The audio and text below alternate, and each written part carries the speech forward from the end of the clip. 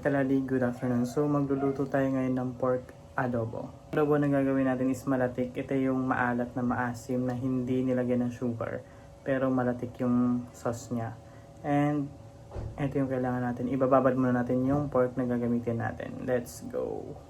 Ito yung kailangan natin pang babad. So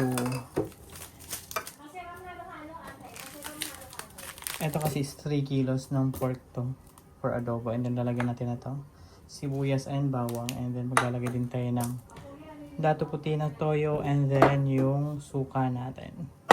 Maglalagay din tayo ng magic sarap. So let's go. Lalagay na natin tong ating bawang and sibuyas. Sila lahat na natin to.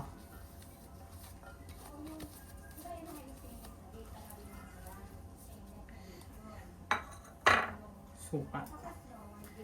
2 cups ng suka. Tagal to ha.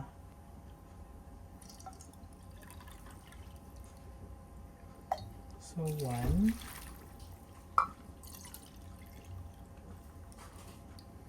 2. 1:1 lang to. 1.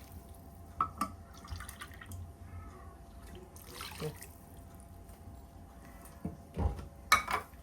Lalagay natin tong magic sarap.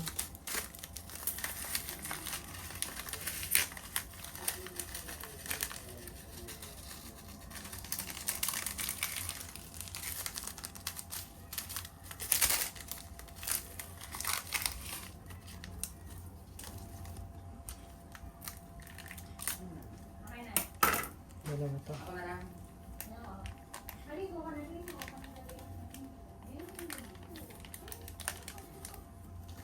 And haluin natin.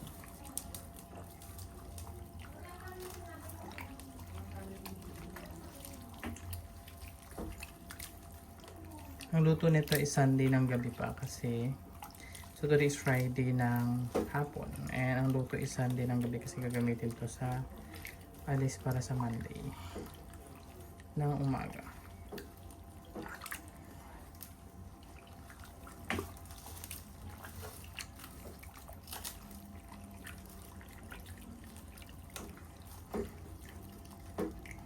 Haluin natin to.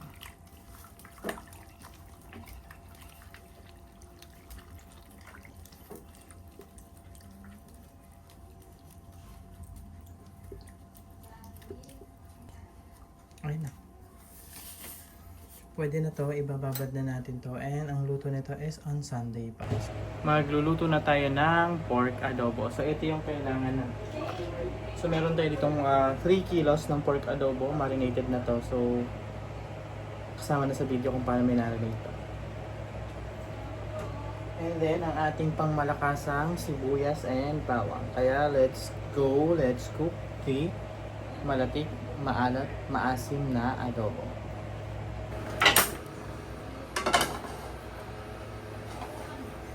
Siyempre ang ating paboritong kawali. Mainit yung kawali natin. Maglalagay na tayo ng mantika. Initin lang natin ito bagong tinilagay yung ating sibuyas and bawang. Initin natin ang ating sandok na putol.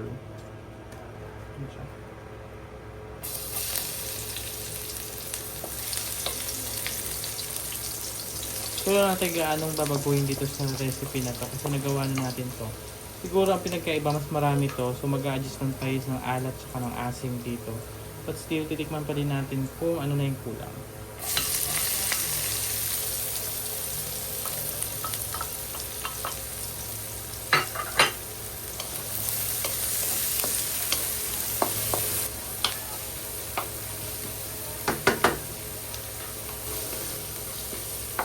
Okay na yan, pwede natin ilagay yung ating pork na binabad.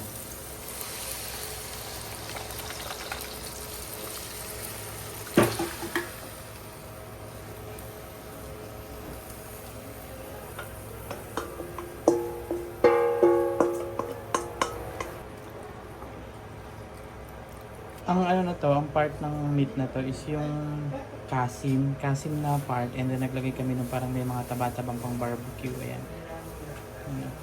Para masarap din yung medyo may taba.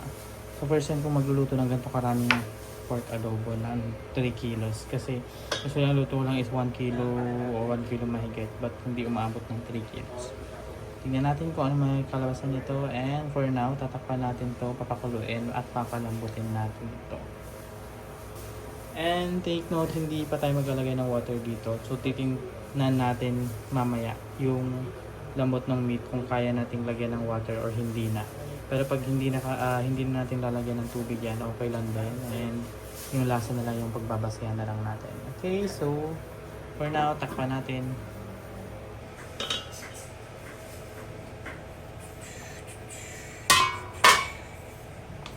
Halo-haloin natin, baka manikip. Pero matagal pa to kasi matigas pa yung meat.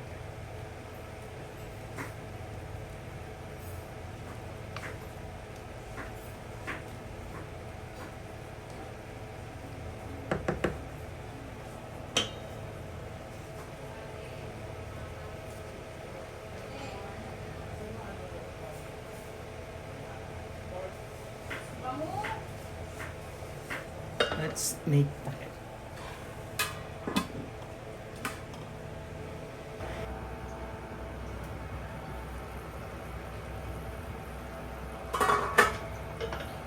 Malayo pa, pero malayo-layo na to. Hindi matigas pa itong ano na tayo meat na.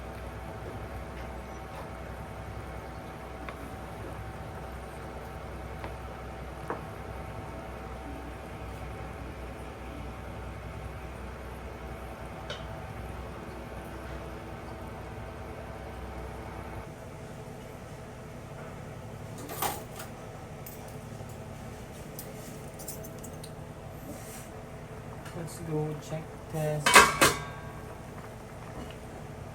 the pork adobos.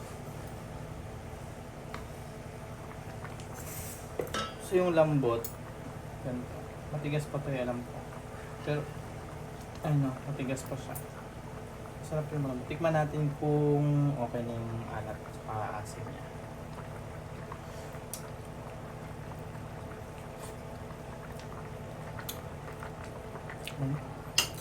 Okay na siya. So, lalagyan natin siya ng pork cubes. Since 3 kilo to, ang gagawin natin 2 pork cubes.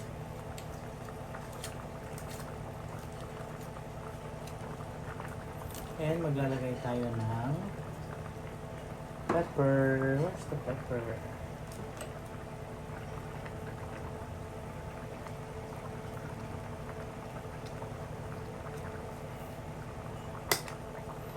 And haluin natin.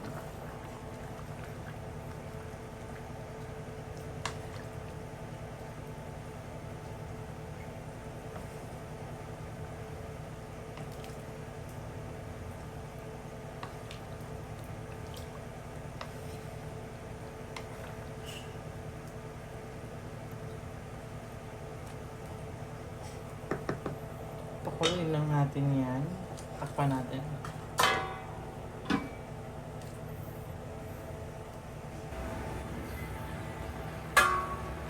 Ayan na siya. Tingnan natin.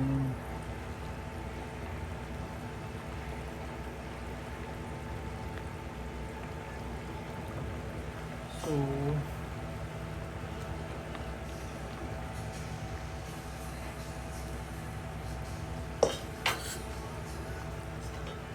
tikman muna natin yung sarsa kung okay yung lasa.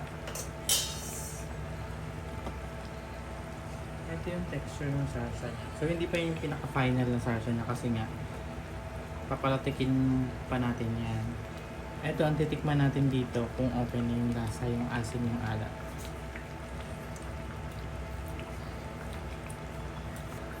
Okay na yung asin tsaka alat niya.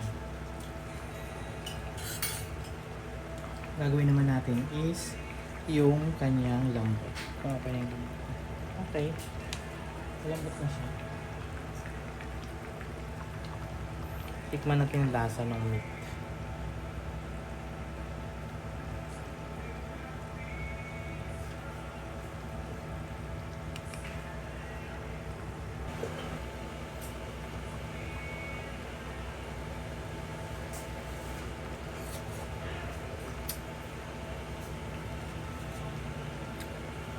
Sarap. Malambot na yung meat. Okay na yung sabaw niya. Yung lasa niya. Ano na lang natin to. Ang tawag din. Igasarsa lang natin to kasi medyo maraming sabaw. Perfect na yung lasa niya. So hindi ko na ito tatakpan, hayaan ko na siya nakaganyan. Hinaan ko lang yung apoy.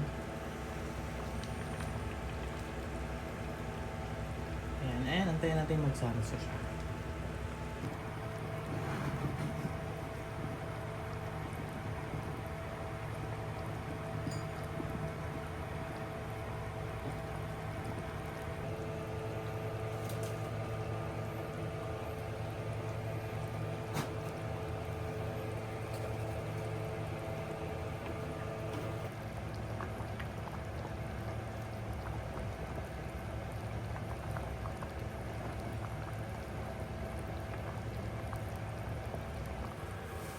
Halo-haloin natin to sa mga ano lang to, pinapalitik na natin siya. Pero kulang pa. So habang nagdulaga akong egg, iyan lang muna natin siya nakaganyan. Pero tikman na natin to kung ano ang maging lasa niya na buo. Pagkuha tayo ng laman. Natin na maliit. Ito. Yan, ito yung sabaw.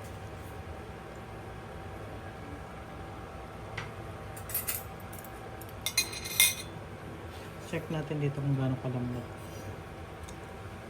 Malambot. Malambot. Malambot.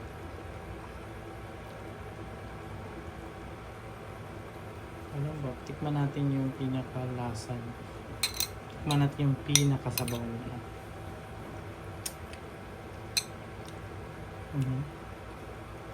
Ito, yung pinakalaman.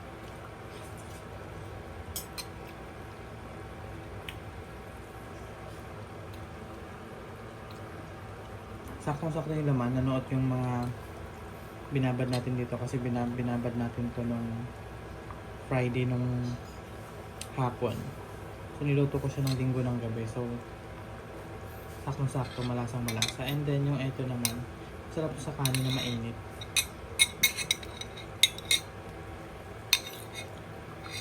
Nanibago lang siguro ako sa suka kasi yung sukang ginamit ko dito is yung parang sukang, hindi siya sukang paumbong or paumbong siya. Yung una ko kasing ginamit is dato puti na suka or yung commercial na suka, kaya mas matapang yung lasa ng asim. Ito, hindi siya masakit sa lalamunan ng asim niya.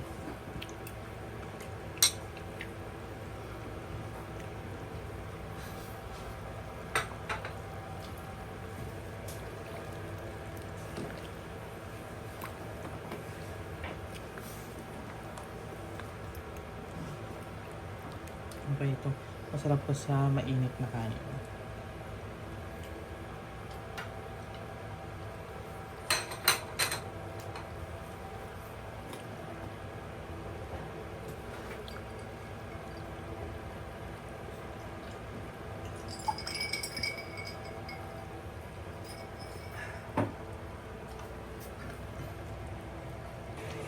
And ayan na siya. Tingnan mo yung mantika ng pork adobo.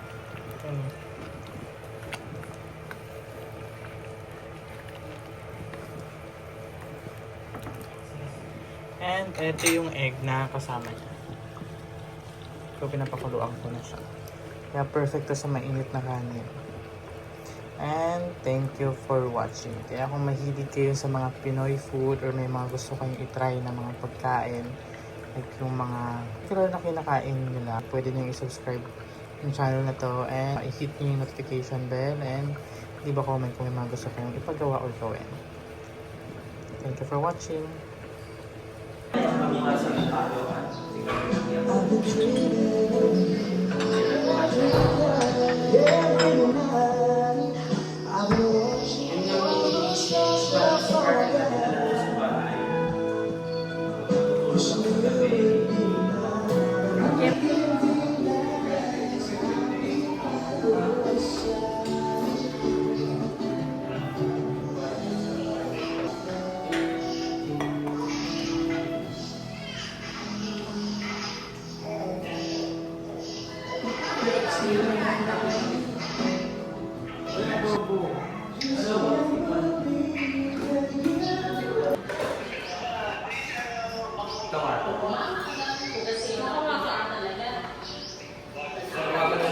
Ayun ba, Che?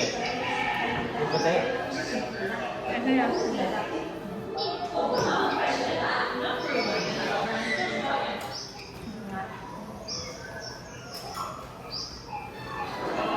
Hindi mo na tayo ng camera ng gusto mo. Hindi. Kumain din ako ng